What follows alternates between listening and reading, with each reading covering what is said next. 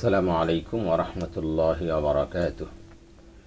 আলহামদুলিল্লাহি ওয়াসসালাতু ওয়াসসালামু আলা রাসূলিল্লাহ ওয়া আলা আলিহি ওয়া আসহাবিহি ওয়া মাওয়ালা ওয়া বা'দ। ফাকাদ ক্বালা আল্লাহু তাআলা ফিত তানসীরিল আজিজ ওয়া ফুরকানিহিল কাদীম। আউযু বিল্লাহি মিনাশ শাইতানির রাজীম। বিসমিল্লাহির রাহমানির রহিম। ওয়া আতিম্মুল হজ্জ ওয়াল উমরাতা লিল্লাহ। সাদাকাল্লাহুল আযীম। সুপ্রিয় দর্শক শ্রোতা, কাছে দূরে বিশ্ব জুড়ে যে যেখান থেকে বাংলা ভিশন দেখছেন, আপনাদের সকলকে আন্তরিক প্রীতি, শুভেচ্ছা ও স্বাগত জানিয়ে শুরু করছি আপনাদের প্রিয় অনুষ্ঠান প্রত্যেক জীবনে ইসলাম জিজ্ঞাসা ও জবাব। আর বরাবরের মতো আপনাদের সাথে রয়েছে আমি নাজির মাহমুদ। দর্শক, আপনিও চাইলে আমাদের এই লাইভ অনুষ্ঠানে সরাসরি অংশগ্রহণ করতে পারেন। সেজন্য আমাদের স্কলে যে নাম্বারগুলো আছে সেখানে আপনাকে ফোন করতে হবে। দর্শক, আপনারা অবগত আছেন যে প্রতি বৃহস্পতিবার ঠিক এই সময় আমরা আপনাদের সামনে উপস্থিত হই, সমসাময়িক গুরুত্বপূর্ণ অথবা জীবন ঘনিষ্ঠ কোনো বিষয় নিয়ে আলোচনা করি এবং আপনাদের প্রশ্নের জবাব দিয়ে থাকি। আজও আমরা তেমন একটি গুরুত্বপূর্ণ বিষয় নিয়ে আলোচনা করব, আর তা হলো হজযাত্রীদের করণীয়। মিনা, মুজদালিফা, আরাফা এসব জায়গায় হজযাত্রীরা কী করবেন, আমরা সে বিষয়গুলো নিয়ে আলোচনা করব। মূলত হজ নিশ্চিত একটি কঠিন ইবাদত, এবং হজ কিন্তু এই যে লম্বা বিশালাক সফর আমরা করি 35 দিন 40 দিন, এত লম্বা সফর হজ নয়। হজ হলো মাত্র 5 দিন। জিলহজ মাসের 8 তারিখ, 9 তারিখ, 10 তারিখ, 11 তারিখ, 12 তারিখে 5 দিনে মাত্র হজ। 4টি জায়গায়, এক হলো মিনা, আরাফা, মুজদালিফা পরে মিনা হয়ে আবার মক্কা। এই 4 জায়গায় 5 দিনে 9টি কাজ আছে মাত্র। 3টি ফরজ, 6টি ওয়াজিব। এইটা হলো হজ।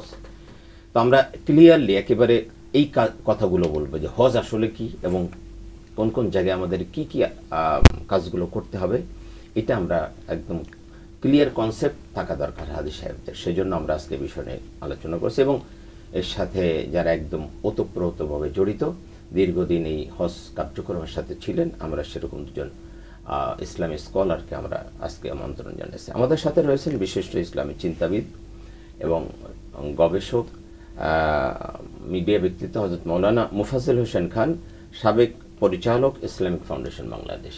আসসালামু আলাইকুম ওয়া রাহমাতুল্লাহি ওয়া বারাকাতুহু। ওয়া আলাইকুম আসসালাম ওয়া রাহমাতুল্লাহি ওয়া বারাকাতুহু। আমাদের সাথে আরো রয়েছেন বিশিষ্ট ইসলামী চিন্তাবিদ, শিক্ষাবিদ, লেখক, মিডিয়া ব্যক্তিত্ব হযরত মাওলানা মুখলিসুর রহমান, মুহাদ্দিস, মদিনাতুল উলুম কামিল মাদ্রাসা। আসসালামু আলাইকুম ওয়া রাহমাতুল্লাহি ওয়া বারাকাতুহু। ওয়া আলাইকুম আসসালাম ওয়া রাহমাতুল্লাহি ওয়া বারাকাতুহু। আমি আসবো খান সাহেবের কাছে। আপনি তো দীর্ঘদিন ইসলামিক ফাউন্ডেশনের পরিচালক হিসেবে ছিলেন, এবং এই দায়িত্বটা আপনার ছিল জেদ্দা, মক্কা, মদিনা, তারপরে আপনার এই হজের এই দায়িত্বটা দীর্ঘদিন আপনি পালন করেছেন। আমাদের দেশে হাজী সাহেবরা যারা যান তারা সাধারণত তামাত্তু হজ করে থাকেন। সাধারণত এই সাবকন্টিনেন্ট থেকে যান, প্রথমে যে ওমরা নিয়ত করে এখান থেকে যান, ওমরা শেষ করে হালাল হয়ে যান, এরপরে হজ। এবং এই যে হজ প্রত্যেকে হোটেল থেকে আবার এহরাম বেঁধে বের হলো, এটাই তো মূলত হজ। কিন্তু আমরা অনেকে ভয় পাই যে 30-35 দিন 40 দিন, এই যে আসলে এটা কি হচ্ছে বা কি। হজ তো মূলত এই 5 দিন এবং ওমরা তার আগে যেটা। তো আপনি আমাদের দর্শকদের জন্য বলবেন, বিশেষ করে যারা হজে যাচ্ছে এবং সামনে যাবে, আমরা দোয়া করে আল্লাহ পাক প্রত্যেক মুসলমানকে অন্তত একবার যাওয়ার সুযোগ করে দেন। তো তাদের জন্য আপনি হজের বিষয়গুলো যদি বলতেন। বিসমিল্লাহির রহমানির রহিম। আলহামদুলিল্লাহি কাফা ওয়া সালামুন আলা ইবাদিহি আল্লাযীনা ইসতাফা, আম্মা বা'দ। অত্যন্ত সময় উপযোগী একটা প্রশ্নের অবতারণা করেছেন আপনি। একটা কথা বলেছেন যে হজের মূল কাজটা আসলে 5 দিন অথবা 6 দিন হতে পারে। যদি 12 তারিখে কেউ আসরের মাগরিবের আগে যদি না আসতে পারে, তাহলে তাকে আরেকদিন থাকতে হয় 13 তারিখ, সেই হিসেবে 6 দিন, আর নয়তো মূলত 5 দিন।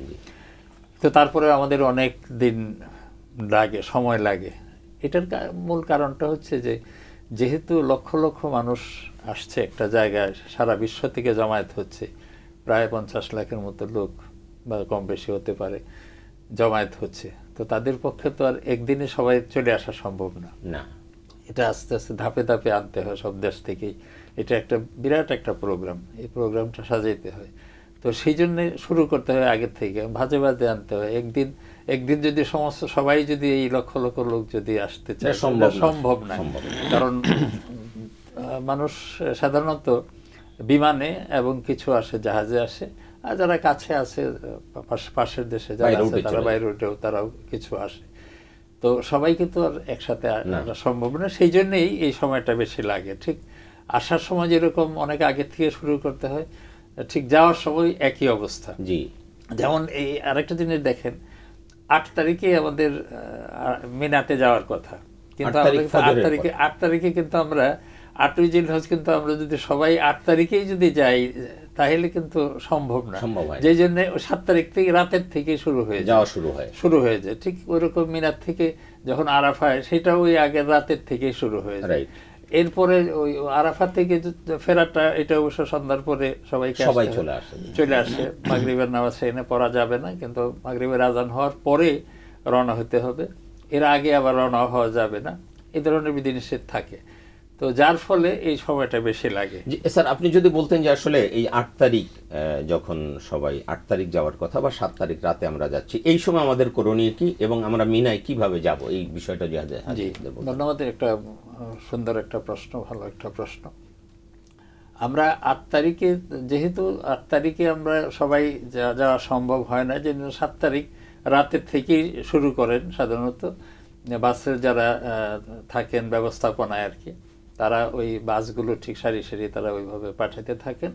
তো সেটা 7 তারিখ 10টা-11টা থেকে শুরু হয়ে যায়, 12টা শুরু হয়ে যায়। তো তার আগেই আমাদের হাজী সাহেব যারা আছেন, যারা তামাত্তু করেছেন, তারা তো উমরা করে হালাল হয়ে ওই অবস্থায় আছেন, তাদের উচিত হবে এহরাম পরা, নতুন করে এহরাম পরা। তো নতুন করে এহরাম পরা এটা অবশ্য কেউ কেউ মনে করেন যে এহরামটা বোধহয় কাবা শরীফে যেয়ে পড়তে হবে, এরকম একটা ভুল ধারণা। কাবা শরীফে গিয়ে পড়লেও হয়, কিন্তু সবাই যদি কাবা শরীফে যেয়ে যদি এহরাম পড়তে যান এটা সম্ভব না। তো সেই জন্য উচিত হচ্ছে যে যেখানে আছেন নিজের ঘরেই এহরামটা পড়বেন, পরে এহরাম পড়ার পদ্ধতি তো আপনাদের জানাই থাকে, সব ওই পদ্ধতি অনুসরণ করে পড়বেন, পরে সবাই রেডি থাকবেন। আপনাদের মাল সামানা যেগুলো নিয়ে যাবেন সেখানে কোনো সময় ভারী মাল সামানা নিতে চেষ্টা করবেন না। আজকাল তো খাওয়া দাওয়ার ব্যবস্থা সেখানেই আছে, খাওয়া দাওয়া যে এখান থেকে নিয়ে যেতে হবে এর কোনো প্রয়োজন নাই, ওখানে গিয়েও যথেষ্ট খাওয়া। আর যারা মুতাতাওয়িন আছেন ওখানে, যারা মানুষকে খাওয়ানোর জন্য অনেক প্রস্তুত আছেন, অনেক বড় বড় লোক গাড়ি ভরে তারা খাবার প্যাকেট বিতরণ করে থাকেন। তারপরে প্রত্যেক সরকারিভাবে যারা যান তাদেরও একটা ব্যবস্থা থাকে, যারা আমাদের বিভিন্ন এজেন্সির মাধ্যমে যান তারাও ব্যবস্থা করে থাকে। এবং সেখানে এখন তো ব্যবস্থা খুব বিজ্ঞান ভিত্তিক ব্যবস্থা হয়েছে, আগে তো আগুন লেগে যেত বিভিন্ন, কিন্তু এখন ফায়ার প্রুফ তাবু টাবু এই সমস্ত সব করা হয়, রান্নার জন্য সুব্যবস্থা থাকে, যে জন্য কোনো অসুবিধা থাকে না। সেই জন্য মাল যত সামানা যত হালকা হয় তত ভালো। জি ধন্যবাদ। আপনার কাছে আসবো, আমি একটু ফোন নিয়ে আসবো। দর্শক আসসালামু আলাইকুম। সম্ভবত লাইনটা বিচ্ছিন্ন হয়েছে, আমি আসবো আপনার কাছে। আমি একটু মুখলেসুর রহমান আপনার কাছে আসছি। এই যে 7 তারিখে হাজী সাহেবরা 7 তারিখে রাতে, স্যার বললেন আমরা সাধারণত 7 তারিখে রাতেই এখানে রওনা হয়ে যায়, তো এখান থেকে এহরাম বাঁধতে হবে, কারণ হজের জন্য তো 3টা ফরজ, এহরাম বাঁধা, আরাফায় অবস্থান করা, তাওয়াফে জিয়ারা। তো এহরাম দিয়ে শুরু হবে, এহরাম যার যার ঘর থেকে হোটেল থেকে তারা এহরাম বেঁধে রওনা দিল। এরপরে তারা মিনায় যাবে। প্রথমে মিনায় যেয়ে তাদের কাজটা কি? ধন্যবাদ আপনাকে। আলহামদুলিল্লাহ ওয়াসসালাতু ওয়াসসালামু আলা রাসূলিল্লাহ। আল্লাহ তাআলার শুকর কৃতজ্ঞতা প্রকাশ করছি যে মনিব আমাদেরকে চমৎকার একটি অনুষ্ঠানে বসার তৌফিক দান করেছেন। আসলে হজটা তো এটা ভাগ্যের ব্যাপার, আমাদের দেশের সকল মানুষের জন্য সম্ভব নয় হজ করা, যাদের সামর্থ্য দিয়েছেন তারাই হজে যান। তো স্যার যে কথাটা বললেন, প্রথম আমরা উমরা কমপ্লিট করে হালাল হয়ে আমরা রেস্ট নিতে থাকি। 8 তারিখ শরীয়তের বিধি অনুযায়ী আমরা 8 তারিখে সেখানে যাওয়ার কথা, কিন্তু লোকজন বেশি হওয়ার কারণে 7 তারিখ রাত্রিতে আমরা চলে যাই। তো 8 তারিখ জোহর নামাজ পড়া এটা হলো প্রত্যেক হাজির জন্য, এটা তাদের জন্য জরুরি, এটা সুন্নাহ, এবং 5 ওয়াক্ত নামাজ সেখানে তারা পড়বেন। এবং 8 তারিখ 9 তারিখ সকালবেলায় ফজর নামাজ পড়ে সূর্য উদয় হওয়ার পরে তারা আরাফার উদ্দেশ্যে রওনা করবে, কিন্তু লোকজনের গ্যাদারিংয়ের কারণে এটা সম্ভব হয় না, সেই জন্য 8 তারিখ রাত্রিতে তারা চলে যাচ্ছেন, এটা প্রয়োজনের খাতিরে। তো আমাদের যে করণীয় মিনাতে, বিশেষ করে মিনায় আল্লাহ পাক কোরআনে কারিমে বলেছেন ওয়াযকুরুল্লাহ ফি আইয়ামিম মা'দুদাত। তো সুনির্দিষ্ট কিছু দিবসে রাতে তোমরা আল্লাহ তাআলার জিকির বেশি বেশি করো। এই জিকির বলতে আরেকটি হাদিসের মধ্যে আছে, মা মিন আইয়ামিন আযম ইনদাল্লাহ ওয়ালা আহাব্বু ইলাল্লাহ আল আমালুস সালিহ ফিহা ফাআকসিরু ফিহিন্না মিনাত তাসবিহ ওয়াত তাহমিদ ওয়াত তাহলিল ওয়াত তাকবীর। এখানে 4টা কথা বলা হয়েছে, কারণ এই সময়গুলো অত্যন্ত গুরুত্বপূর্ণ এবং মিনা মুজদালিফা এই জায়গাগুলো আসলে একটা হৃদয়ের স্পন্দন। এখানে আল্লাহর জিকির করতে হবে বেশি। আমি আজকে এখানে একটা ফোন নিয়ে আসছি। দর্শক আসসালামু আলাইকুম। আসসালামু আলাইকুম। হ্যালো। আসসালামু আলাইকুম। হ্যালো। হ্যাঁ, আমার দুটি প্রশ্ন রয়েছে, শুনছেন? আমরা ফোনটা পাচ্ছি না। Hello hello hello hello. হ্যাঁ, শুনতে পাচ্ছেন? না, আমরা ফোন পাচ্ছি না তো। আমরা আলোচনা করি, পরে ইনশাল্লাহ আমরা ফোনটা নিয়ে নেব। জি জি, আমি যে কথাটুকু বলছিলাম যে আমাদের দেশের অধিকাংশ হাজিরাই ইসলাম সম্পর্কে খুব বেশি একটা জানেন না, এবং হজের যে মর্ম তাৎপর্য যেটা উপলব্ধি তাদের অনেকের ভিতরে নাই। এই জন্য হজটা আসলে অনেকটাই নির্ভর করে একটা অনুভূতি, অনুশোচনা এবং এহসাস, ফিলিংসের উপরে। আমাদেরকে মনে রাখতে হবে মিনা, মুজদালিফা, আরাফা এই জায়গাগুলি হচ্ছে এমন একটা জায়গা যে জায়গাগুলোতে আম্বিয়ায়ে কেরামের পদচারণা হয়েছে।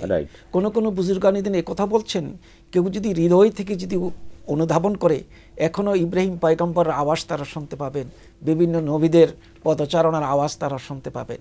এই জন্য জিকির ফিকিরের ভিতরে যদি কেউ থাকে, আল্লাহর জিকিরের মধ্যে ওই অনুভূতি আল্লাহ পাক দান করবেন, এবং ওই অনুভূতির কারণে হজের মর্মটা উপলব্ধি করতে পারবেন। এই জন্য নবীজি বলছেন, এই যে এখানে হজের যে আল হাজ্জু আশহুরুম মা'লুমাত, এখান থেকে 5-6টা আয়াতের মধ্যে 4বার আল্লাহ জিকিরের কথা বলছেন, বারবার জিকিরের কথা, মানে এখানে বেশি বেশি আল্লাহকে স্মরণ করা। এবং আপনি চমৎকার বলছিলেন যে স্মরণ করার ব্যাপারে তাহমিদ, তাহলিল, তাই না, হামদ, এগুলো থাকা দরকার। তাসবিহ মানে সুবহানাল্লাহ, আলহামদুলিল্লাহ, লা ইলাহা ইল্লাল্লাহ, আল্লাহু আকবার, এই জিকিরগুলো আমরা বেশি বেশি করব। এটার জন্য সুনির্দিষ্ট কোনো সংখ্যার প্রয়োজন নাই। আমরা যতক্ষণ থাকব আমরা জিকির করব, এবং তেলাওয়াতও আমরা করতে পারি। আমরা যদি সিদ্ধান্ত নেই মিনা, মুজদালিফা এই 5 দিনে আমরা যদি হাফেজে কোরআন যদি হয়, তাহলে এক খতম কোরআন শরীফ কর্মটাও এটা বিচিত্রের কিছু না, এটা কিন্তু সম্ভব। এরপরে আরাফার ময়দানে আমি এখানে আরেকটু কথা বলি, যে আসবো আপনার কাছে, আমি স্যারের কাছে আসছি আবার। মুজদালিফা থেকে আমরা যখন মিনা হয়ে মক্কায় যাব, মক্কায় যে আমরা হালাল হয়ে আমরা তাওয়াফ করে আবার আমরা মিনাতে চলে আসতে হবে। মিনাতে এসে আবার এখানে কিন্তু আমাদের নামাজ ছাড়া বাহ্যিক তেমন কোনো কাজ নেই। এই সময়টা দেখা যায় হাজী সাহেবরা গল্প গুজব, অমুক তমুক, আপনার ছেলে মেয়ে কোথায় বিয়ে দিয়েছেন, অমুক তমুক, এইসব গল্প গুজব করতেছে। অথচ যেটা বলছিলেন যে এখানে সমস্ত নবীদের পদচারণা ছিল, বিশেষ করে মসজিদে খায়েফ আছে, মসজিদে খায়েফের আশপাশে প্রায় 72 জন নবীর কবর এখানে রয়েছে। কি মানে পবিত্র একটি জায়গা, এবং যেখানে দোয়া করলে সবসময় দোয়া কবুল হবে, এমন একটা জায়গা যেখানে সমস্ত নবীগণ এসে এখানে অবস্থান করেছেন এবং তারা দোয়া করেছেন, তাসবিহ তাহলিল পড়েছেন। সেখানে বসে এই ধরনের গল্পগুজব না করে তাসবিহ তাহলিল এবং যেটা উনি বললেন তেলাওয়াত, এই ধরনের কাজের মধ্যে মশগুল থাকা কি আমাদের জরুরি না? আপনি অবশ্যই, আমরা জিকিরের কথা বললাম, জিকির আমাদেরকে অবশ্যই করতে হবে। তাহমিদ, আলহামদুলিল্লাহ, তাসবিহ, জিকির, এগুলো আমাদের করতে হবে। আর একটা বড় হজের মূল স্লোগান হলো লাব্বাইক আল্লাহুম্মা লাব্বাইক, লাব্বাইক লা শারীকা লাক লাব্বাইক ইন্নাল হামদা ওয়ান নি'মাতা লাকা ওয়াল মুলক লা শারীকা লাক। এটা কিন্তু ইহরাম বাঁধার সাথে সাথেই আমাদের শুরু করতে হবে, এবং তালবিয়াটা আমাদের বেশি বেশি করে পড়তে হবে। কারণ আমরা যারা হজ করতে যাই, আমরা এই জন্যই যাই যে আমাদের সমস্ত গুনাহ খাতা মাফ করিয়ে নিয়ে আমরা একেবারে ঠিক সদ্য প্রসূত শিশুর মতো হয়ে আসতে চাই। এবং তার জন্য যে জিনিসটা প্রয়োজন, বিনয়ের সাথে বিনীতভাবে আল্লাহর সামনে যে হাজির হওয়া, সমস্ত গুনাহ নিঃশর্তভাবে সমস্ত গুনার ক্ষমা চাইতে হবে, এবং তার জন্যই আমাদের এই তালবিয়াটা বেশি বেশি করে আমাদের পড়তে হবে। মানে আমি হাজির হাজির হাজির হাজির বলে আমাদের এটার মধ্যে একটা আলাদাই আছে যে আল্লাহ হাজির হাজির, আমি এতদিন আপনার অনেক কথা অমান্য করেছি, দূরে দূরে ছিলাম, এখন আমি হাজির হয়েছি, আমি গুনাহগার, আমি হাজির হয়েছি, আমি নিঃশর্ত ক্ষমা চাই। এই যে যত বেশি ক্ষমা চাইতে পারে সেটাই। একটা জিনিস খেয়াল করেন যে আরাফার ময়দানে যে আমাদের যে আরাফা, ওকুফে আরাফাটা, ওকুফে আরাফার সময় তো এটাও হইতে পারতো যে ওকুফে আরাফার সময় 20 রাকাত বা 40 রাকাত নামাজ পড়তে হবে, কোরআন শরীফ পড়তে হবে, কিন্তু এগুলো কিন্তু বলা কিছুই নাই, বরং নামাজ কি সরাই দেওয়া হয়েছে। আপনার আসরের নামাজ, জোহরের নামাজ একসাথে করা হবে, আর মাগরিবে তো এখানে পড়তেই হবে না। এই সময়টা তাহলে কি আমরা গল্প গুজব করে কাটাবো? না, এই সময়টার মধ্যে আমরা একদম নিবেদিত প্রাণ হয়ে যে যেখানে বসে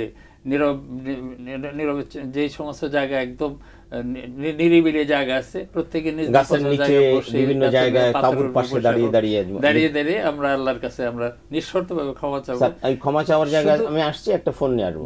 দর্শক আসসালামু আলাইকুম। হ্যালো হ্যালো হ্যালো, আসসালামু আলাইকুম।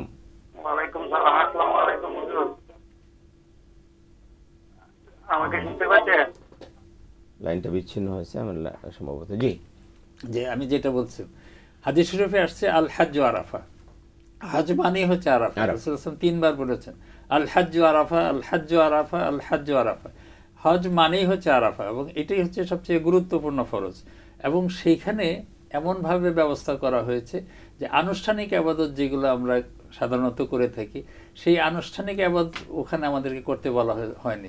শুধু বলা হয়েছে তোমরা নিঃশর্তভাবে আল্লাহর কাছে কান্নাকাটি করো, 2 হাত উপরে উঠিয়ে তোমরা আল্লাহর কাছে কান্নাকাটি করো, সমস্ত নিজেদের কৃত গুনাহ মাপ চাও। সেইখানে দেখা যায় যে আমরা ওখানে গিয়েও ঝগড়াঝাটিতে লিপ্ত থাকি। আপনি দেখবেন তাঁবুতে, প্রত্যেক তাঁবুতে যাবেন, সেখানে দেখবেন একটা ঝগড়াঝাটি শুরু হয়ে গেছে যে কাসরান ও জামান একসাথে পড়বো, এক গ্রুপ একসাথে পড়বে আর গ্রুপ একসাথে পড়বে না, এই নিয়ে একটা শুরু হয়েছে। তো এই সমস্ত ওই ঝগড়া করতে করতে আমরা অনেক সময় দেখা যায় যে হাজিরা কোথায় যে আল্লাহর কাছে কান্নাকাটি করবে না, এই নিয়ে ঝগড়াঝাটি। এখানে আমার একটা, আমি একবারে এই মানে মারামারি হওয়ার উপক্রম পাশের তাঁবুতে, তা আমি বললাম যে ভাই আপনি যদি একসাথে পড়েন সেটাও জায়েজ আছে, আপনি যদি আলাদা পড়েন সেটাও জায়েজ আছে, কিন্তু আপনারা যেটা করতেছেন এটা হারাম। এটা হারাম, এই যে ঝগড়াটা এখানে হারাম, আপনারা সেই কাজটা করতেছেন। আপনারা যে যেভাবে পারেন ওইভাবে পড়েন, কোনো সমস্যা নাই। এইটা তো আপনি আগে বলেছেন যে আমার চাকরি জীবনেই অনেকবার আমার এইগুলোই করতে হয়েছে, প্রতি বছর মানে অনেক বছরে আমাকে সেখানে যেতে হয়েছে। আর আরবিটা তখন আরবি জানার লোকের একটু অভাব ছিল, অফিসিয়াল আরবি কাজের জন্য অনেক সময় আমাকে যেতে হয়েছে ওইখানে, এইগুলো আমাকে ফেস করতে হয়েছে। আমরা বলি যে দুই দিকে আমরা দুইটাই জায়েজ আছে, দুইটার একটা করেন, এটা নিয়ে ঝগড়া করবেন, ঝগড়া করে সময়টা নষ্ট করবেন না। বরং আল্লাহ তাআলা এই জন্য রাসূলুল্লাহ সাল্লাল্লাহু আলাইহি ওয়াসাল্লাম একটা কথা বলেছেন, খুযু আন্নী মানাসিকাকুম, আমি যেভাবে হজ করেছি ঠিক সেইভাবে হজ করো। আর সেইখানে আমরা যদি ফিকহি মাসালা যেটার মধ্যে মতভেদ আছে, এটা সুবিধা আছে, মতভেদ আছে, আপনি একটা গ্রহণ করুন, একটা গ্রহণ করুন, ঝগড়া করার তো কোনো দরকার নেই। তো সেইটা না করে এই সময়টা যদি আমরা কাজে লাগাই, সেই জোহর থেকে শুরু করে আপনার সন্ধ্যা পর্যন্ত, যদিও আমাদের ওকুফ অল্প সময় ওকুফ করলে ওকুফ আদায় হয়ে যাবে, কিন্তু সময়টা তো আমরা কাজে লাগাই। সন্ধ্যার আগে তো কেউ বের হতে পারবে না, সেইটা গল্প গুজব করার দরকার নেই। আমরা আল্লাহর কাছে কান্নাকাটি করি, এই সময়টা এই কয়েক ঘন্টা যদি আল্লাহর কাছে আমরা কান্নাকাটি করি, তাহলে কিন্তু আমাদের অনেক লাভ হয়। তো এই জিনিসটা আমাদের খেয়াল, কারণ হলো যে আরাফার দিনে আল্লাহ পাক যত মানুষকে ক্ষমা করেন, বছরের অন্য কোন দিনে এত মানুষকে ক্ষমা করেন, মানে এটা ক্ষমারই মুহূর্ত, এই একটা মানে বিরাট একটা সুযোগ। এটা হলো সেই জায়গা যেখানে আদম এবং হাওয়া আলাইহিস সালামকে আল্লাহ ক্ষমা করেছিলেন, এখানে তাদের সাক্ষাৎ হয়েছিল। সুতরাং এখানেই সেই ক্ষমা পাওয়ার সবচেয়ে বড় জায়গা। আবার এখানে আরেকটা জিনিস আছে যে জাবালের রহমত, অনেকেই আবার হুড়াহুড়ি শুরু করেন যে জাবালের রহমতের ওইখানেই বোধহয় যেতে হবে, ওইখানে কোনো দরকার নেই। সেই যে আরাফার যে গন্ডিটা আছে, যে সীমারেখা আছে, এর ভিতরে যে কোনো জায়গায় বসে আপনি ইবাদত করেন, এমনকি ওই একেবারে খুব হুড়াহুড়ি করে মসজিদে নামেরা যেতে হবে সেটার কোনো প্রয়োজন নেই। আপনি কাছাকাছি আছেন পড়েন, কিন্তু আপনি অনেক কষ্ট করে সেখানে যেতে হবে, কারণ মসজিদের নামেরাও কিন্তু পুরাটা কিন্তু আরাফা না, এরও একটা অংশ আরাফার বাইরে আছে, কারণ সেটাও আবার খেয়াল রাখতে হবে। আর এটা প্রত্যেকেরই খেয়াল রাখতে হবে, কেউ যেন আমরা ওই আরাফাতের বাইরে যেন, এবং সেই জন্য কিন্তু সুন্দরভাবে সব চিহ্ন দেওয়া আছে, চিহ্নটা দেখে এর মাঝখানে থেকে এই সময়টা আমরা ওকুফের সময়টা আমাদেরকে কাজে লাগাতে হবে। দুনিয়াবি সমস্ত কিছু কাজ বাদ দিয়ে একমাত্র আল্লাহর কাছে আমাদের কাঁদতে হবে, এবং ভবিষ্যৎ জীবনের জন্য আমাদের আল্লাহ যেন আমরা ভালোভাবে চলতে পারি, হজ থেকে এসে যেন আমরা আমাদের জীবনটা সুন্দরভাবে চালাতে পারি, আমাদের ছেলে মেয়েরা যেন ভালো হয়, আমাদের দেশ যেন ভালো চলে, সারা দুনিয়ার যত সব মজলুম মুসলমান আছে বা মজলুম যারাই আছে তাদেরকে যেন এই জুলমের থেকে আল্লাহ তাআলা রক্ষা করেন, এর জন্য আমরা দোয়া চাইতে পারি। তো এইগুলো আমাদের করা উচিত, সময়টা যেন বৃথা না যায়, এটা আমাদের চেষ্টা করতে হবে। এরপরে আপনার আরাফাতের পরে, আরাফাতের যখন আপনার মাগরিবের যখন আজান হইল, মাগরিবের সময় হইল, আজান অবশ্য অনেক সময় শোনা নাও যেতে পারে, মাগরিবের যখন সময় হইল তারপরে আমরা আমাদেরকে চলে আসতে হবে আমাদের মুজদালিফার দিকে রওনা হইতে হবে। এখানে আমি আসবো আপনার কাছে, আমি মাওলানা মুখলেসুর রহমান আপনার কাছে আসছি। আরাফায় স্যার যেমন বলতেছেন যে এটা ক্ষমা পাওয়ার সবচেয়ে বড় একটি জায়গা, এবং আমরা জানি যে কিয়ামত যখন হবে তো এই মাঠটা এখানেই আসলে সেই জায়গা যেখানে হাসর হবে। তো যে বিষয়টা সেটা হলো যে আরাফাতে ক্ষমা, দুইটা দোয়া আমার কাছে মনে হয় যে দুইটা দোয়া খুব জরুরি এখানে। একটা হলো ইস্তিগফার যেটা, আর একটা হলো সমস্ত নবীগণ যে দোয়া এখানে করেছেন, লা ইলাহা ইল্লাল্লাহু ওয়াহদাহু লা শারীকা লাহু লাহুল মুলকু ওয়া লাহুল হামদু ওয়া হুয়া আলা কুল্লি শাইইন কাদির। হুজুর সাল্লাল্লাহু আলাইহি ওয়াসাল্লাম বলেন যে সমস্ত নবীগণ আরাফার ময়দানে এই দোয়াটা বেশি বেশি করতেন। আল্লাহ অর্থাৎ আল্লাহর বড়ত্ব এবং একত্ববাদের ঘোষণা এখানে দেওয়া, সমস্ত হাজী সাহেবদেরকে সেই কাজটা এখানে করা। আরাফায় আপনি যদি কিছু বলতেন যে আরাফা হাজী সাহেবদের আসলে আরো কি করা দরকার? অনেকে দেখি জানেন কি যে হজের মূল জায়গাটাই হলো আরাফা, আল হাজ্জ আরাফা, যে কথাটা স্যারও বলছেন হাদিস শরীফের মধ্যে এসেছে। এবং আরাফায় এমন একটা স্থান যেটা দোয়া কবুলের জায়গা, তওবার জায়গা। কোনো গুনাহগার বান্দা যদি এরকম চিন্তা থাকে তার যে আমার গুনাহ মাফ হইল কিনা, এই সন্দেহ পোষণ করাটাও অপরাধ, তার জন্য গুনাহ, তার জন্য গুনাহ এই জায়গায়। এমনকি আল্লাহ রাসূল সাল্লাল্লাহু আলাইহি ওয়াসাল্লাম আরাফার ময়দানে তিনি সেজদায় পরে কান্না করেছেন, উম্মতের জন্য মাফ করে দাও।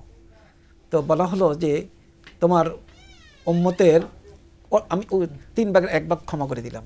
এরপরে তাকে বলা হলো 2 ভাগ ক্ষমা করে দিলাম, তাতেও নবীজি কিন্তু সন্তুষ্ট হলেন না। এবং সর্বশেষ বললেন যে তোমার বান্দাদের ভিতরে, উম্মতের ভিতরে যারা বান্দার হক নষ্ট করে না তাদের সকলকে আমি ক্ষমা করে দিলাম। এরপরও নবীজি সন্তুষ্ট হতে পারে নাই, মলিন চেহারা নিয়ে তিনি মুজদালিফায় গিয়েছেন এবং সেখানে যে আবার সাজদায় পড়লেন।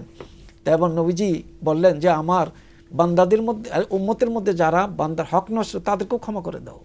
তখন আল্লাহ পাক বললেন এটা তো আমি করতে পারি না, আমি তো মুনসিফ, আমি যদি হকুল ইবাদ যারা নষ্ট করেছে তাদেরকে যদি ক্ষমা করে দেই, আমি যে মুনসিফ এ কথার প্রমাণ থাকবে না। তবে আল্লাহ রাসূল সাল্লাল্লাহু আলাইহি ওয়াসাল্লাম ক্ষান্ত হচ্ছেন না, পরে জিবরাইল আমিনকে পাঠিয়ে বললেন আমার পেয়ারা হাবিবকে এই সুসংবাদ দাও, যারা হকুল ইবাদ নষ্ট করেছে আমি তাদের পক্ষে দাঁড়াবো যে তোমরা তাদেরকে মাফ করে দাও এবং আমি তোমাদেরকে সেটা পুষিয়ে দিব। সুবহানাল্লাহ। এইভাবে আল্লাহ রাসূল সাল্লাল্লাহু আলাইহি ওয়াসাল্লাম চেষ্টা করেছেন। এরপর আসুন নবীজি বলেন খাইরুদ দোয়া ইয়াউমে আরাফা। আরাফার দোয়াটা হচ্ছে শ্রেষ্ঠ দোয়া, যেই দোয়াটি আমার এবং পূর্ববর্তী সমস্ত নবীরা যেই দোয়া এখানে করেছেন, লা ইলাহা ইল্লাল্লাহু ওয়াহদাহু লা শারীকা লাহু, এই দোয়াটা কেউ যদি আরাফার ময়দানে 100 বার তেলাওয়াত করে এবং সূরা ইখলাস 100 বার তেলাওয়াত করে, এবং এরপরে বলা হলো সূরা এই দোয়া 100 বার তেলাওয়াত করে, সূরা ইখলাস 100 বার তেলাওয়াত করে, দুরূদ শরীফ যদি কেউ 100 বার তেলাওয়াত করে, তখন আল্লাহ সুবহানাহু ওয়া তাআলা ফেরেশতাদেরকে তিনি জিজ্ঞাসা করেন যে আমি কি প্রতিদান দিতে পারি আমার বান্দাদেরকে। তখন আল্লাহ পাক নিজেই বললেন যে আমি তাদেরকে ক্ষমা করে দিলাম। সুবহানাল্লাহ। এবং শুধু ক্ষমা করে দিলে এটাই নয়, এই মাওয়াকিফের মধ্যে, এই আরাফার মধ্যে যে লক্ষ লক্ষ হাজি উপস্থিত হয়েছে তাদেরকে সুপারিশ করার ক্ষমতা আমি তাকে দিয়ে দিলাম। সুবহানাল্লাহ। তো এই জন্য আরাফার জায়গাটা মুসলিম উম্মার জন্য, শুধু হাজিদের জন্য না, আমাদের সকলের জন্যই অবশ্যই আমাদের জন্য অনুসরণীয়, অনুকরণীয়। এর জন্য বলা হয় আরাফা, মিনা, মুজদালিফার এই দিনগুলোতে শুধু হাজি সাহেবরাই আল্লাহর কাছে বিনয়ী হবে তা নয়, গোটা পৃথিবীর সমস্ত মুসলমানরা তাদের অনুকরণ করে, তারাও ষষ্ঠ স্থানে দেশে বসে তারাও যদি ওই জিকিরগুলো করে, তারা যদি ওই তাসবিহগুলোর তেলাওয়াত করে, তাহমিদের তেলাওয়াত করে, তাকবীরের তেলাওয়াত করে, বলা হয়েছে তাদেরকেও সেই হাজি সাহেবদের অন্তর্ভুক্ত করা হবে। সুবহানাল্লাহ ওয়া বিহামদিহি। জি স্যার, একটা বিষয় এরকম আছে যে আল্লাহ পাক বলতেছেন যে আরাফার দিনে যে যত মানুষ এই আরাফায় আসছে আমি সবাইকে ক্ষমা করে দিলাম। ফেরেশতারা বলছে আল্লাহ ওই অমকের পুত্র অমকে তো এই করে নাই, এই ভুল করছে, আল্লাহ বলে যে তাকেও ক্ষমা করে দিলাম। এই যে কিছু ভুল ত্রুটি হতে পারে, আল্লাহ বলেন যে ঠিক আছে ওইটা আমি দেখব না, ওই যে আরাফায় আসছে, উপস্থিত হয়েছে, আমি তাকেও ক্ষমা করে দিলাম। তো এই যে ক্ষমা পাওয়ার একটা বিশাল জায়গা। এখন অনেক মানুষ আছে আমরা দেখি যে তাদের আরাফায় যাওয়ার তৌফিক আছে, হজে যাওয়ার তৌফিক আছে, প্রতি বছর হয়তো বিদেশে 5-7 বার যাচ্ছে, কিন্তু একবারও বাইতুল্লাহতে যাওয়ার নসিব তাদের হয় নাই, আরাফায় যাওয়ার মতো সেই চাহিদা বা তাদের হয় না। এই জন্য আমি একটা কথা বলি যে হজে আর্থিক এবং শারীরিক যোগ্যতা থাকা তো আবশ্যক, তাই না হলে, কিন্তু এর মধ্যে আর একটা তাকাদা থাকতে হবে, একটা তাকাত থাকতে হবে, সেটা হলো প্রচণ্ড একটা ভালোবাসা থাকতে হবে, আল্লাহকে পাওয়ার একটা প্রচণ্ড ভালোবাসা থাকতে হবে। যারা ভালোবাসা থাকবে না যাদের মধ্যে, তাদের মধ্যে কিন্তু এই কাজগুলো কষ্ট মনে হবে। কিন্তু ভালোবাসা যদি থাকে, প্রচণ্ড ভালোবাসা, আল্লাহকে পাওয়ার ভালোবাসা, আল্লাহ প্রেম যদি তার মধ্যে থাকে, তাহলে এই যে কষ্টের কাজগুলো তার কাছে আর কষ্ট মনে হবে না। একজন প্রেমিক যখন তার মানে মাশুক আশেক যখন তার মাশুকের কাজগুলো করে, এটা কষ্টের কাজ কষ্ট মনে হয় না, তখন এটা করতে ভালো লাগে। ঠিক তদ্রূপ হাজী সাহেবরা যদি সত্যিকার আল্লাহকে ভালোবেসে কাজগুলি করে, তখন তার কাছে এর কষ্টটা কষ্ট মনে হয় না। আরাফার ময়দানে এই যে সময়গুলো, আমি একটা কথা বলি যে মানুষের জীবনের প্রত্যেকটা সময় মূল্যবান, বিশেষ করে এই সময়টা অতি মূল্যবান, সেটাকে মূল্যায়ন করা, এই বেহুদা নষ্ট না করা। স্যার, অনেকে দেখা যায় যে গাছের ডাল ভাঙতেছে, অথচ এটা তার জন্য জায়েজ ছিল না। এরম অবস্থায় গাছের ডাল ভাঙা, হাজী সাহেবরা সতর্ক থাকতে হবে যেন এই কাজটা আমরা না করি। স্যার, আসলে সত্যিকারে বলতে কি, যে হজের জন্য যে জিনিসটার দরকার, শুধু সম্পদ থাকলেই কিন্তু হজ হবে না, আল্লাহ কবুল করতে হবে সেটা। যদি আল্লাহ যদি কবুল না করেন, তাইলে টাকা পয়সা আছে অনেকে, সে হজে না গিয়ে সে অন্য জায়গায়, এবং তাই করতেছে, আমরা তাই করতেছে। এটা আল্লাহর। স্যার, এটা আমি একটা কথা বলি যে এই যে আমরা যে এখানে আসছি, মানে হজে যারা যাচ্ছে, আমরা যদি দেখি যে রাষ্ট্রপতি বিভিন্ন প্রোগ্রামে বিভিন্ন বিশিষ্ট মেহমানদেরকে দাওয়াত দেন, তো সেখানে তারা যায়, বঙ্গভবনে যায়, সবাইকে দাওয়াত পায়? আসলে সবাই দাওয়াত পায় না। যারা ভাগ্যবান তাদেরকে দাওয়াত দেওয়া হয়, স্পেশালি দাওয়াত দেওয়া হয়। আল্লাহ পাক তো সবাইকে ওখানে যাওয়ার সুযোগ দিবেন না, সবাইকে দাওয়াত দিবেন না। যাদেরকে আল্লাহ কবুল করছেন, শুধু তাদেরকে আল্লাহ। ইব্রাহিম আসলাম যখন আজান দিতে বললেন, হজের আজান দিতে বললেন, ওই আজানটা, ওই ঘোষণাটা যার কানে গেছে এবং তিনি লাব্বাইক বলেছেন, তারা লাব্বাইক বলছেন, হজে যাবেন, এটাই হচ্ছে মূল কথা। স্যার, এই যে এখানে মাগরিব, অনেকে দেখা যায় মাগরিবের আগেই যাওয়ার জন্য হুড়াহুড়ি শুরু করে দেয়, আবার অনেকে দেখি আরে আমার মাগরিবের নামাজ কখন পড়বো, মাগরিবের নামাজ কখন পড়বো। তো মাগরিবের নামাজ তো এখানে পড়ার কোনো সুযোগ নাই।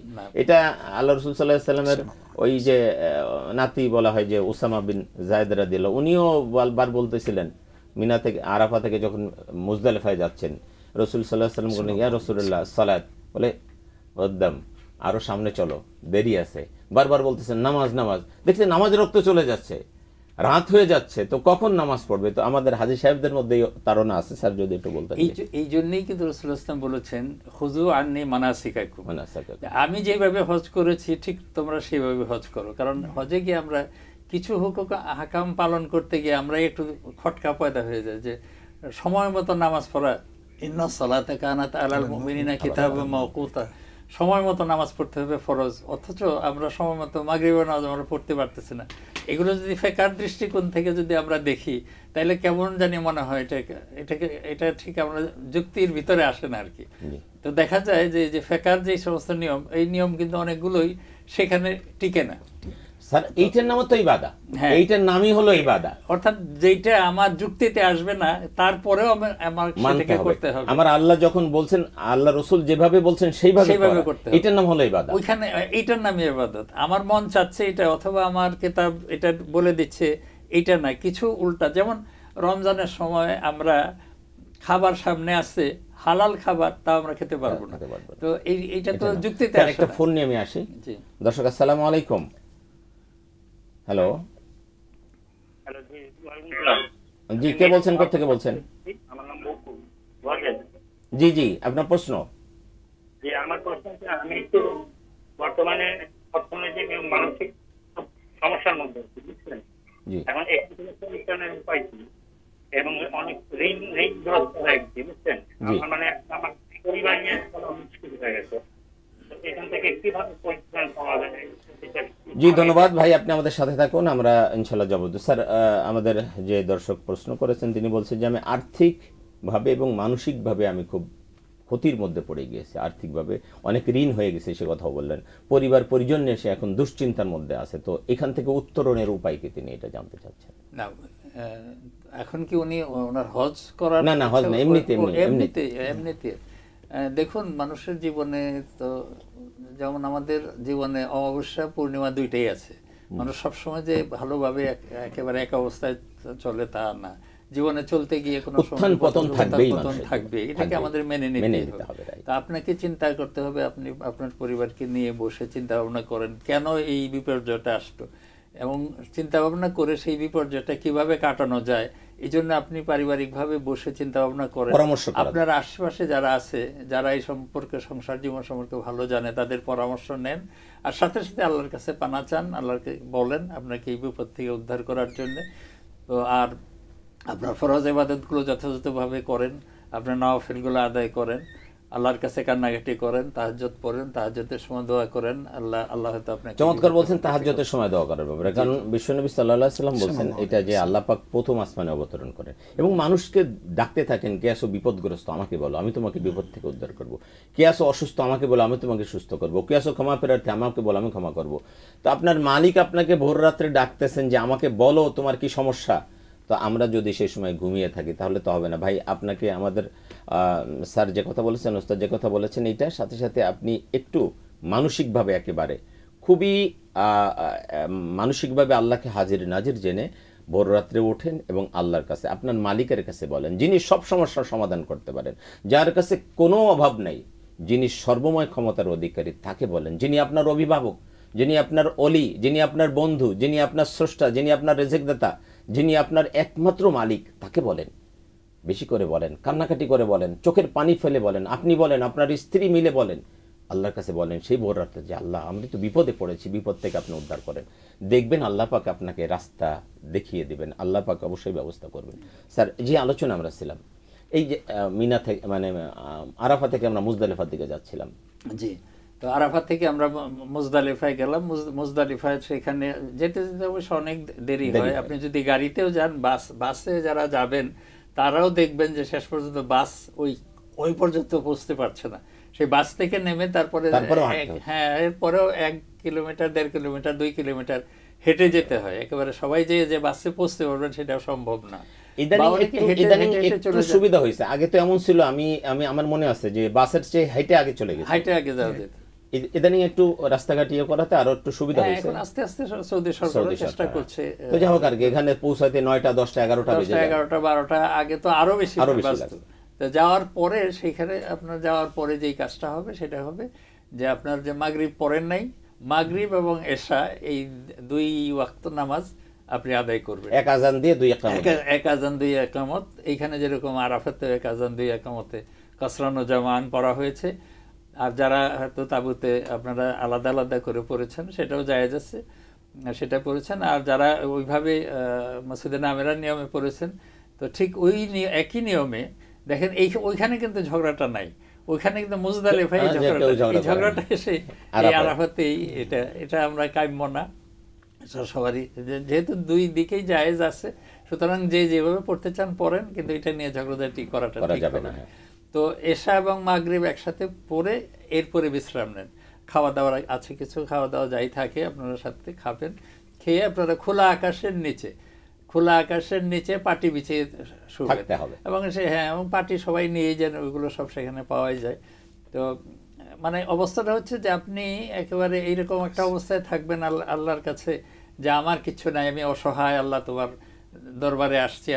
আমি এত সুন্দর খাটে আমি যেখানে ঘুমাইতাম, আজকে এমনি মাটিতে এবং পাটিতে আমি শুয়ে আছি, শুধু এই জন্য, খোলা আকাশের নিচে, শুধু এই জন্যে যে আমি একদম অসহায়, আমি নিঃস্ব, তুমি আমাকে ক্ষমা করো। স্যার এখানে একটা বিষয় যে এখানে আমির, ফকির, বাদশাহ, প্রেসিডেন্ট যেই হোক না কেন, তাকে কিন্তু এখানে খোলা আকাশের নিচেই থাকতে হবে, পাটিন এই একদম বালুর উপরে শুয়ে থাকতে হবে। এখানে আমার মনে হয় একটা দর্শন আছে, যেটা আমার মনে হয় যে আমরা যারা হজে যাই তারা দেখা যায় ওখানে যে 5 স্টার হোটেলটা থাকতেছে মক্কাতে, তারপরে কেউ 3 স্টার হোটেলটা থাকতেছে, কেউ ছোট ছোট বাড়িতে থাকতেছে।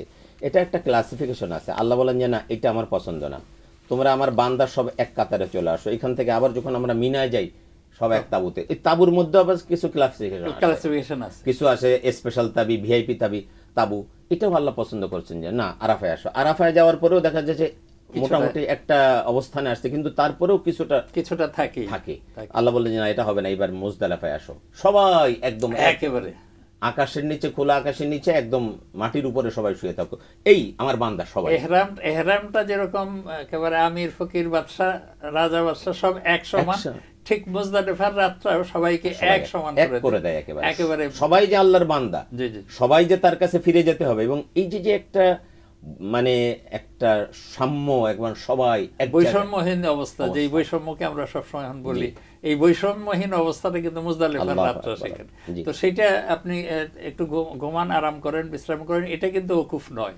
ওকুফ হবে ফজরের নামাজের যখন আজান হবে, ফজরের নামাজটা পড়বেন সুবে সাদেকের পরে, ফজরের আজান হবে মানে সুবে সাদেক হবে, সুবে সাদেক হওয়ার পরেই ফজরের নামাজ পড়বেন, এরপরেই ওকুফটা, এবং ওকুফ করবেন। এবং ওকুফ করা মানে সেখানে আল্লাহর কাছে কান্নাকাটি করা, দোয়া করা, এরপরেই আবার সূর্য উদয় হওয়ার আগেই আবার রওনা হবেন মিনার দিকে।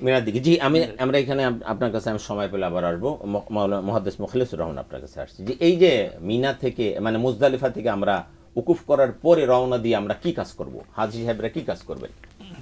এখানে আমি একটা কথা বলি নেই আগে, সেটা হচ্ছে আমরা কিন্তু সময় খুব বেশি পাবো না, দ্রুত এগোতে হবে। হ্যাঁ, হজের দুইটা সাইড, একটা হচ্ছে আহকামে হজ আর একটা হচ্ছে মাকাসিদে হজ।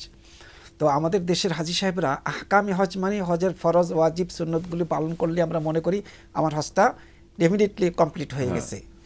কিন্তু মাকাসিদ হজ মানে আমাদের এক উস্তাদ বলছিলেন খাকিয়ত এসিনি আনানিয়ত গেসিনি, মানে হজের পরে তোমার ভিতরে যদি বিনয় নম্রতা আসে তাইলেই বুঝতে হবে হজ তোমার আল্লাহ তাআলার কাছে গৃহীত হয়েছে, এটা যদি না হবে না। এরপর আমাদের মুজদালিফা থেকে আমরা মিনার উদ্দেশ্যে রওনা করব। স্যার যেটা বললেন সুবহে সাদিক থেকে নিয়ে সূর্য ওঠার আগ পর্যন্ত, এটা হচ্ছে আসলে উকুফের মূল টাইম। এই সময়টা কিন্তু ওয়াজিব, 2 রাকাত নফল নামাজ বা সুন্নত পড়া যায়, এরকম টাইম থাকতে আমরা মিনা থেকে আমরা রওনা করব, আর থেকে মুজদালিফা থেকে মিনার উদ্দেশ্যে রওনা করব। সেখানে আমরা প্রথম 10 তারিখে সেখানে আমরা কঙ্কর নিক্ষেপ করতে হবে। প্রথম দিন আমরা বড় শয়তানকে 7টি কঙ্কর নিক্ষেপ করব। এরপরের কাজটা হচ্ছে কুরবানি করব। কুরবানির পরের কাজ হচ্ছে হলক বা তাকসির, মাথা হলক করব বা মাথা মুন্ডানো করব। এখানে আমাদের হাজী শব্দের ভিতরে অনেক জল্পনা কল্পনা যে আমাদের কুরবানি হইল কি হইল না, এই কুরবানির অপেক্ষায় কিন্তু আমাদেরকে থাকা লাগে। তা আমরা যেহেতু আমাদের বাংলাদেশের অধিকাংশ ওলামায়ে কেরামের মত এবং হানাফি মাযহাবের ওলামায়ে কেরামের মত হচ্ছে আগে কুরবানি হবে, এরপরে হলক বা তাকসির হবে। এটা আমাদের জন্য অত্যন্ত গুরুত্বপূর্ণ কাজ। তো মিনার কাজটা কমপ্লিট করার পরে আসলে কিন্তু আমাদের আরেকটা দায়িত্ব হচ্ছে আমরা মিনায় অবস্থান করব পরবর্তী আরও 2 দিন। এই ব্যাপারে আমাদের হাজীদের খুব বেশি অলসতা, তারা কঙ্কর নিক্ষেপ করেই সরাসরি মদিনায় কিংবা তাদের মক্কায় চলে যান। এটাও কিন্তু অন্যান্য আইম্মারা, ইমাম শাফি কিন্তু ওয়াজিব মনে করেন, কিন্তু আমাদের হানাফি মাযহাবের মতে এটা সুন্নত মুআক্কাদা। কিন্তু এই ব্যাপারে কিন্তু আমাদের খুব একটা গুরুত্ব নেই। আর আমরা যদি এই গুরুত্ব সহকারে মিনাতে অবস্থান করি তখনই কিন্তু আমাদের পক্ষে ওই জিকিরের যে ব্যাপারগুলো তাসবিহ, তাহমিদ, তাকবীর, তাহলিল, এই জিনিসগুলো যদি আমরা এখানে কষ্ট করে থাকি সেগুলো পালন করা আমাদের পক্ষে পরবর্তীতে সম্ভব হবে। এবং আল্লাহর সাথে হজের মূল উদ্দেশ্যই হলো আল্লাহর সাথে একটা গুড রিলেশন। ধন্যবাদ আপনাকে। আমি সর্বশেষ স্যারের কাছে আসছি 30 সেকেন্ডে, আপনি যদি আমাদের আজকের বিষয়ের উপরে 30 সেকেন্ড কিছু বলেন। জি, ওইটা একটা জিনিস আমাদের বাদ পড়েছে, সেটা হলো কোরবানিটা। কোরবানি কিন্তু এখন ব্যাংকে যে কোরবানিটা দেওয়া হয় ব্যাংকের মাধ্যমে, এটা কিন্তু সৌদি আলেম ওলামারা সবাই একমত যে ব্যাংকের মাধ্যমে কোরবানি দেওয়ার যে ব্যবস্থাটা এটা ঠিক আছে। সুতরাং অনেকে চিন্তা করে যে ব্যাংকের মাধ্যমে আমার আগে পিছে হয়ে যায় কিনা, এরকম একটা চিন্তা করে না, ওইটা ওইভাবেই ক্যালকুলেট করে এটা জায়েজ আছে। আর আরেকটা আছে যে হজের পরে রাসূলুল্লাহ সাল্লাল্লাহু আলাইহি ওয়াসাল্লাম কোনো সাহাবীরা এসে জিজ্ঞেস করছেন যে আমার তো একটু আগ পিছ হয়ে গেছে, রাসূলুল্লাহ সাল্লাল্লাহু আলাইহি ওয়াসাল্লাম বলছেন ফালা হারাজ, কোনো সমস্যা নেই, তরতিবের মধ্যে যদি একটু খেলাফ হয়ে যায় রাসূলুল্লাহ সাল্লাল্লাহু আলাইহি ওয়াসাল্লাম ক্লিয়ার করে দিয়েছেন ফালা হারাজ। সুতরাং এর মধ্যে একটু এদিক সেদিক হলে আল্লাহ মাফ করবেন। ধন্যবাদ আপনাদের উভয়কে চমৎকার আলোচনার জন্য। প্রিয় দর্শক, আমরা অনুষ্ঠানের একেবারেই শেষ প্রান্তে চলে এসেছি। হজ হলো এমন একটা ইবাদত যেটা সত্যিকারে আল্লাহর সাথে আপনার একটা বন্ডিং, অর্থাৎ বন্ধুত্ব তৈরির একটা বড় মাধ্যম হলো এটা। ইমাম আবু হানিফা রাহমাতুল্লাহ আলাইহি বলছেন যে হজ করার আগে আমি বুঝতে পারিনি ইসলামে কোন ইবাদতটা সবচেয়ে উত্তম, হজ করার পর আমি বুঝতে পেরেছি ইসলামের সর্বোত্তম ইবাদত হলো হজ। এটা সব কিছু আছে। সুতরাং যাদের সামর্থ্য আল্লাহ দিয়েছেন তারা দেরি না করে আমরা দ্রুত হজ করি। দেখা হবে ইনশাল্লাহ আগামী বৃহস্পতিবার ঠিক এই সময়ে আমরা আলোচনা করব বাইতুল্লাহর ইতিহাস নিয়ে। বাইতুল্লাহ কিন্তু একবার না 10 বার পুনর্নির্মাণ হয়েছে, এবং ইব্রাহিম আলাইহিস সালাম কিভাবে এটা পুনর্নির্মাণ করেছিলেন, এখানে কি কি আছে, জমজম কূপ আছে, তারপরে সাফা মারওয়া আছে, এই বিষয়গুলো নিয়ে ইনশাল্লাহ আমরা আলোচনা করব। সেই আলোচনা শোনার সাদর আমন্ত্রণ জানিয়ে আপনাদের ইহকালীন পরকালীন কল্যাণ কামনা করে আজকের মতো বিদায় নিচ্ছি। আল্লাহ হাফেজ। আসসালামু আলাইকুম ওয়া রাহমাতুল্লাহি ওয়া বারাকাতুহু।